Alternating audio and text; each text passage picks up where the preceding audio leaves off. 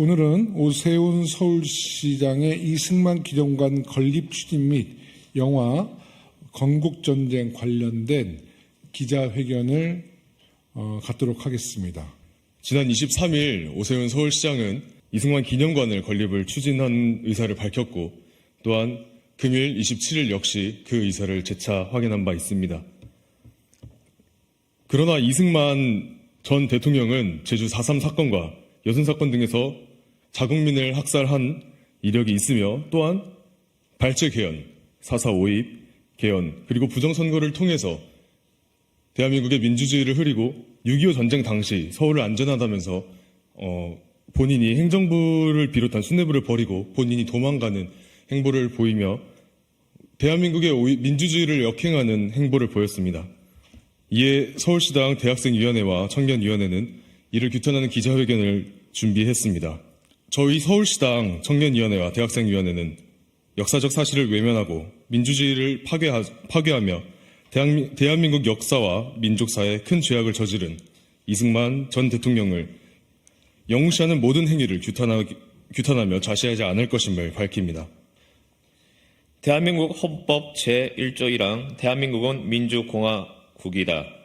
우리는 억겁의 세월 동안 수많은 희생을 통해 헌법에 명시된 민주공화국이 될 수 있었습니다. 이 자리에선 저희는 그 숭고한 희생을 기억합니다. 또한 저희를 포함한 우리 국민 모두는 대한민국 국민의 오랜 열망이었던 민주화를 짓밟았던 사람 역시 우리 자신이 그 자리에 없었어도 생존자들의 증언을 통해, 그리고 역사 교육을 통해 똑똑히 기억하고 있습니다.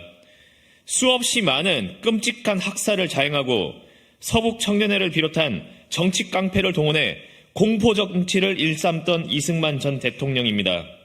그런데 오세훈 서울시장이 기억하는 이승만은 다른 사람인가 봅니다. 오세훈 시장은 지난 23일 열린 송현 녹지광장에 이승만 기념관 건립을 추진하겠다는 뜻을 밝혔습니다. 지난 60년 이상이 이승만 전 대통령에 대한 과오만 부각해왔던 편견의 시대라며 균형 잡힌 시각으로 초대 대통령을 담아낼 수 있는 기념관 건립이 꼭 필요하다고 강조했습니다. 이 자리를 빌려 오세훈 시장에게 묻겠습니다.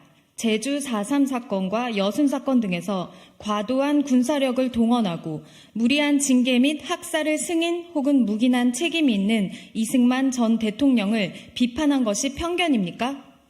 아니면 발췌 개헌, 4.4 5.2 개헌, 그리고 부정선거를 비판한 것이 편견입니까? 그것도 아니라면 6.25 전쟁 당시 서울은 안전하다며 행정부를 비롯한 수뇌부마저 모두 버리고 본인만 도망간 것을 비판하는 것이 편견입니까? 도대체 어디가 편견이고 어떻게 균형 잡힌 시각으로 봐야 하는지 입이 있다면 말씀해 보시기 바랍니다. 오히려 4.19 혁명으로 사실상의 이승만 전 대통령 탄핵을 이끌어낸 당시 시민들의 공적을 기념하는 것이 바람직합니다. 그리고 시기상의 문제도 있습니다. 왜 하필 지금입니까? 역사 왜곡은 기억하는 사람들이 사라지는 시기가 되면 기승을 부려왔습니다. 위안부 문제가 그랬고 광주 민주화 운동 문제가 그랬습니다. 당시 상황들을 실제로 겪고 기억하시는 분들이 하나둘 눈을 감으시니 이제 역사를 입맛대로 바꾸는 작업을 해도 된다고 판단한 것입니까? 역사관에 대한 침식 작업을 이제 드러내놓고 해도 된다는 야욕을 노골적으로 드러내는 행태로밖에 보여지지 않습니다. 하여 더불어민주당 서울시당 대학생위원회와 청년위원회는 오세훈 서울시장의 이승만 기념관 건립 추진을 강력하게 규탄합니다. 오세훈 시장과 이승만 대통령 기념관 건립 추진위원회를 비롯한 이승만 기념관 건립을 지지하는 세력의 역사관이 심히 우려스럽습니다. 이승만 전 대통령은 야당 의원을 감금하고 폭행한 것도 모자라 죄 없는 수많은 시민이 피를 흘리게 만들었습니다. 그 고통은 시간이 흘렀음에도 잊혀질 수 없습니다. 우리 국민은 아직도 이승만 전 대통령이 벌였던 참혹한 학살을 생생히 기억하고 있습니다. 누군가의 가족이자 친구였던 소중한 사람들을 잃은 기억이 어떻게 잊혀지겠습니까? 이런 국민 정서를 무시하고 잘못된 역사관을 바탕으로 이승만 대통령의 공적을 담은 기념관을 추진하겠다니 지금 우리가 독재 시대에 살고 있는지 알 수 없습니다. 정말 통탄할 노릇입니다.